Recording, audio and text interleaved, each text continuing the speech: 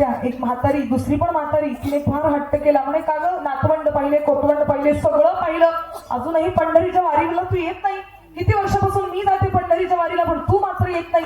ती म्हणायला लागली, अगं बाई काय करावं, किती दिवस अजून झुरावं, मला काही इच्छा होत नाही तर पंढरीला येण्याची, कारण इकडे संसार पाठीशी लागलेला आहे. ती म्हणाली, हे बघ बाई, बास झाला संसार, आता नातू गीतू सगळे झाले, आता यावेळी वारीला तुला माझ्यासोबत यावं लागतं.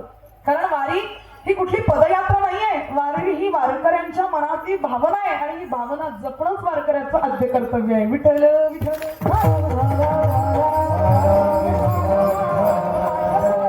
वारीला चल म्हणते, हट्ट करते, चल तुला चलावं लागतं. हिने बळजबरी, मी तुम्हाला बळजबरीचा विषय सांगते. बळजबरी एक गाठोड घेतलं, त्यात 4 लुगडे टाकले आणि बळजबरी, बाई तू म्हणते म्हणून येते, नाही तर मला काही यायचं नाहीये त्या वारीला. ती म्हणते, अगं बळजबरी का होणार, चल माझ्यासोबत. निघली कशी तरी. आता रस्त्याने भगवंत वाट पाहतोय, त्याच्या दर्शनासाठी जायचंय. हा भाव कुठेतरी मनाला ओलावा देतो. कसं बस करत पोहोचले एकदाचे पंढरपूरला. मग अशी सगळी दिंडी बसलेली होती. ही जी बळजबरी आलेली होती ना, ही सर्वांच्या मध्ये उभी राहिली आणि तिने पदर खोचला आपल्या कमरेला आणि सांगायला लागली, या शेजारणीनं बरं नाही केलं ग बया.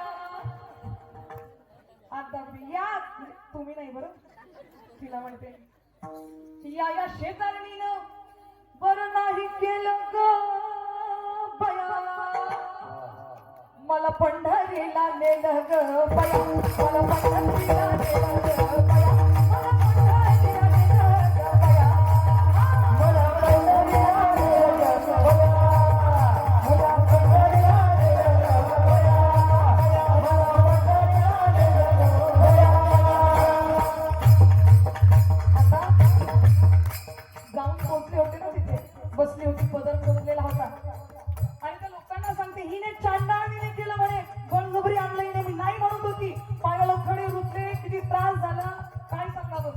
आणि बरं इथे येऊ नाही, या पंढरपुरामध्ये तुळशीच्या बागा, या पंढरपुरामध्ये तुळशीच्या बागा, आणि तिथे कुठेच नाही बसायला मला जागा.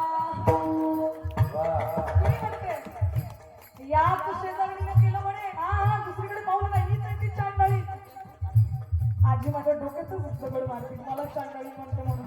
तुम्हाला नाही पण आजी समोरच्या, तिला हिनेच केलं म्हणे. काय केलं, या शेजारणीनं